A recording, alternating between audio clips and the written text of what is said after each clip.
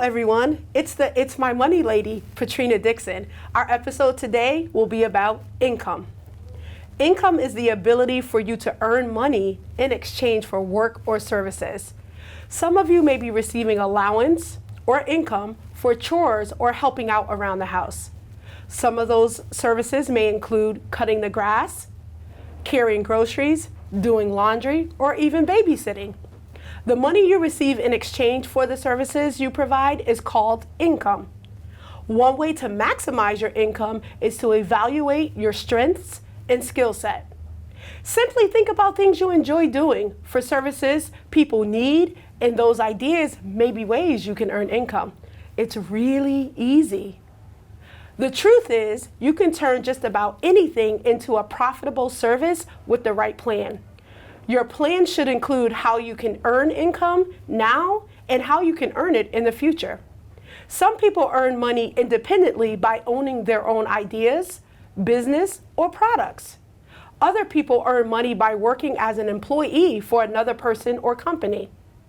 Once you start earning income, there are simple ways to increase your income, such as working more hours or gaining new knowledge or additional skills to help you excel.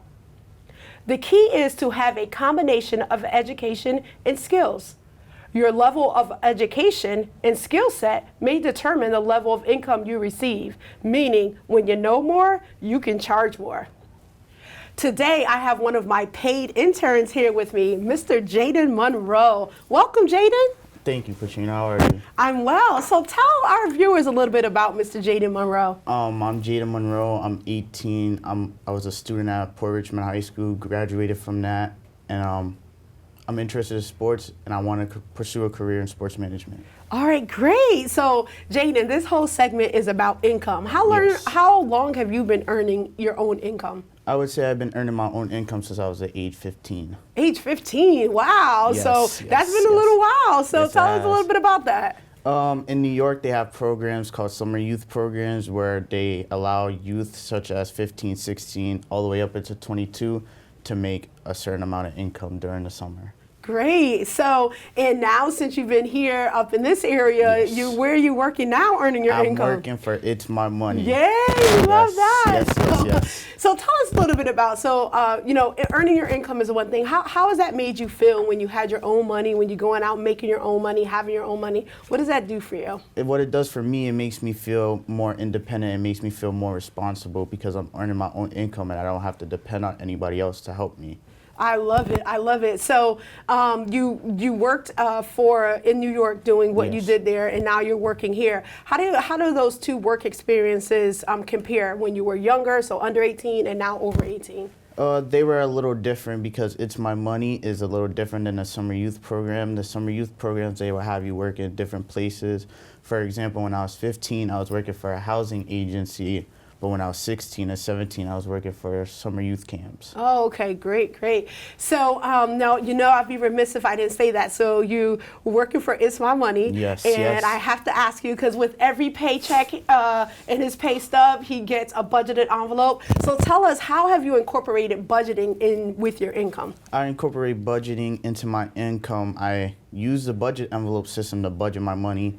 I use the budget envelope system specifically to budget my church money that I use towards the church.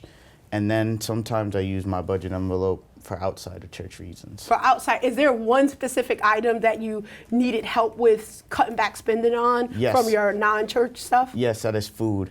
Food is a major thing that I spend my money on. So. And that's I find in a lot of the young people I talk to your age, I find that is one that folks commonly do. I actually met a young man that lives right here in town that was spending a lot of his money on Buffalo Wild Wings. Yeah. So I told him, you don't have to not have Buffalo Wild Wings, but maybe not spend your whole check on Buffalo Wild Wings. So how have you used the envelope to cut back? Like, how much do you think you were spending, and how about how much you're spending now, either in percentage or actual dollar amounts? I know in New York, I spent a lot of money on food because when you're coming out of school, there's a lot of delis, even before school. So say I was traveling late, I would stop at the deli. Since I'm already late, I might as well get something to eat. That caused a lot of money, especially when you spend 2 times in a day, before school and after school. So in New York, I would say I would spend about like $20 a day on food.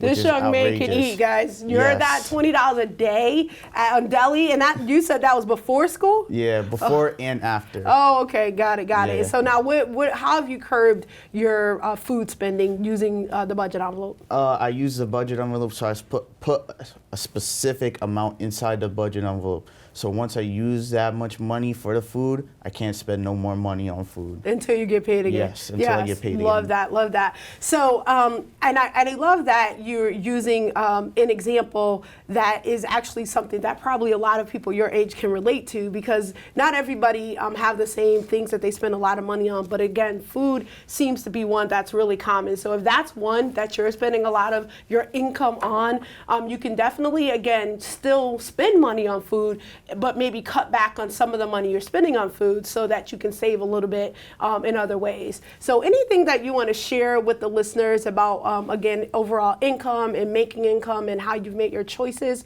for making the money that you make, and how have you, in the budgeting, what that's done for you? I would say making your own income makes you feel good and makes you feel independent, as I keep stating, but it really does make you feel independent, and it gives you a sense of joy and entitlement to yourself. Yeah, great. And before you were working with It's My Money, were you also budgeting, or you, from the time you worked in New York until you came to work for It's My Money, how long have you been working with me? I don't even remember what month you started. Started July. In July. So Yes. before that period, had you start budgeting before then, or did that start once you started working for It's My Money? Unfortunately, I did not start budgeting until I started working for It's My Money. As I said, most of my money went into food, but food wasn't the only thing I spent my money on. So it was food, video games, shopping for my own clothes, getting my own school supplies and stuff like that. Okay. So, so I heard you say video games. You Yes. slid that one in there. So Yes. now that you're making money more, I'm assuming your income has increased. Yes. So with that, you're not doing the video games and other things, or is it just that food was the thing that you had a hard time with? I should say I stopped spending money on video games because I realized I didn't have to spend so much money on video games. So once I purchased a video game, I didn't spend no more money on a video game. So I would say food was the main thing. Okay, so I love having you working for It's My Money. It's been a pleasure. You've been a wonderful asset to the team. But what's your long-term goal for earning income? My long-term goal is to go to college, either go to a community college and transfer into a state college, or go straight to state college for 4 years and get my major in sports management, because I want to be a sports agent. But not only a sports agent, so a fallback plan would be like, if I can't be a sports agent, I could be a sports statistician, or I could be commentator in sports. So you like, what is your favorite sport? Like, why sports agent? First, tell me what's your favorite sport? My favorite sport is a tie between basketball and football. I have love for both of the sports, but I would say I lean more towards basketball. So, and what's your favorite team? My favorite team is the Boston Celtics. Anything Boston or New England, that's me. Okay, so in football it would be is the Patriots, Okay. baseball is Red Sox, and hockey is Bruins. Okay, and for those of you watching, he did say he was from New York, so I don't understand that, but that's another segment. Yeah. But okay, so sports manager, so anything in the sports arena, pretty much you're saying, Yes. Either sports agent, commentator, Yes. yeah, and in that realm, like what are you doing, or what would your steps you will take to earn income in those various different fields? I would like be sports agent the most, because I get to deal with the players directly, and I get to deal with the teams directly. So any deal that goes between them two would have to come through me. If the sports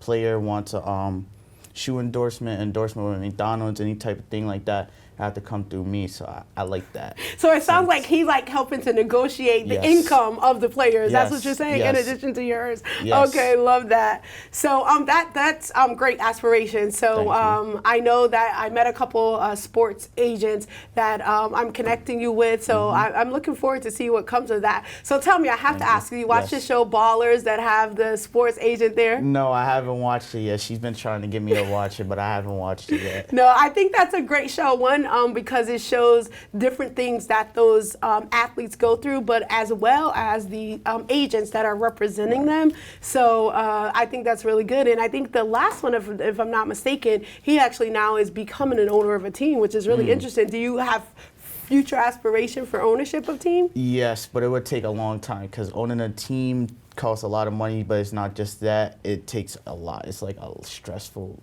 part of the business. But yeah, I would say I would want to do that in the future. Yeah, so be intentional. Like, if that's a goal, put it on your vision board. I don't know if you do vision boards, but nothing's impossible. So Yes. you just have to have plans, like we talked about earlier, to get to where you want to go. So that's really good. And so, as a part of your budgeting, do you also save to go towards some of the things that you're talking about, like your college aspirations?